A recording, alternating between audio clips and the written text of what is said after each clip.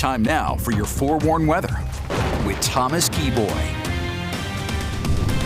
Good morning, Utah. Happy Thursday or happy Friday Eve. The time is currently 6:12. So far this morning, I've shown this camera a few times. This is Red Cliffs Lodge in Moab, where it's pretty cold outside right now, sitting at 22 degrees. But the reason why I've showed this already a couple of times this morning is so far, if you look up in the eastern sky, you've been able to see the crescent moon with Venus shining just above that. That's now out of this particular camera view, but still wanted to show this camera because we're getting closer to our sunrise time. We're roughly 40 to 50 minutes away for most locations to see that official sunrise time.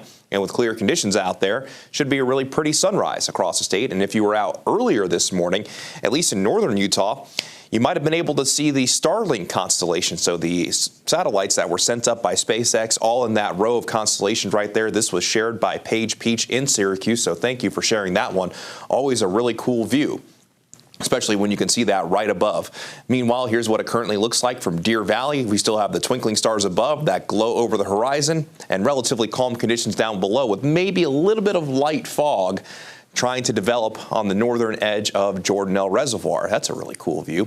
Temperatures this morning are mainly in the 20s and 30s. You're going to want to bundle up as you head out the door this morning.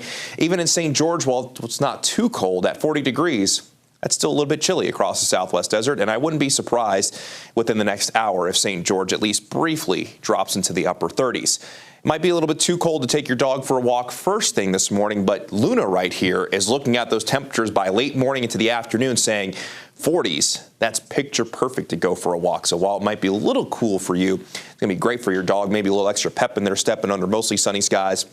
Should be a nice day if you want to spend some time outside, even though our temperatures, again, will be below our seasonal averages. Across the state, mostly sunny skies with daytime highs mainly in the 40s and 50s. St. George will lead the way, coming in with a daytime high of 61. But even in Elko and Ely in northeast Nevada, we'll see daytime highs in the mid to upper 40s over there. Along the Wasatch Front, daytime highs mainly in the upper 40s with a daytime high of both 49 degrees in Salt Lake City and Ogden, while Park City this afternoon will climb into the low 40s at 42. That's after seeing a daytime high yesterday in the upper 30s. In central Utah, we'll top out at 56 in Castledale, 47 in Gunnison, and 47 in Fillmore. Then down in the southern portion of the state, it's 45 for Monticello, 57 for Lake Powell, 46 for Bryce Canyon, but Bryce Canyon will be turning really cold tonight, dropping to 10 degrees, while we'll see a daytime high climb to 48 degrees in Beaver this afternoon. As we begin the Futurecast, I'll start this at 1 o'clock this afternoon. Just really not that much to see. Mostly sunny skies for today, and then we'll see mostly clear skies into tonight.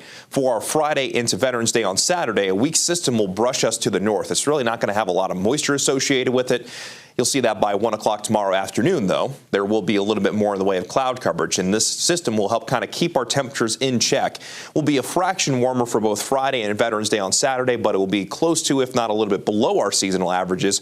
And then past Veterans Day on Saturday, as high pressure really builds in, we'll see our winds return out of the south, and our warming trend will really ramp up as we go from the end of the weekend into early next week.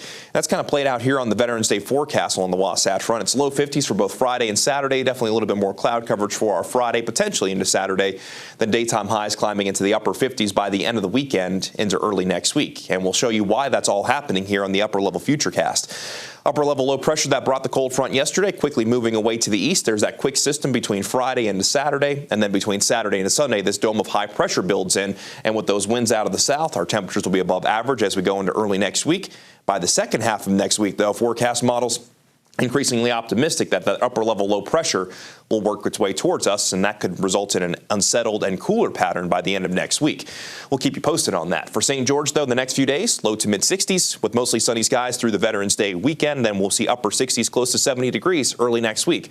Overnight lows still on the chilly side. Then along the Wasatch Front, upper 40s and low 50s as we round out the work week. Overnight lows still close to the freezing mark. Then daytime highs low 50s on Veterans Day on Saturday, upper 50s on Sunday. Then daytime highs low to mid 60s early next week under mostly sunny to partly cloudy skies before a slight chance on Wednesday.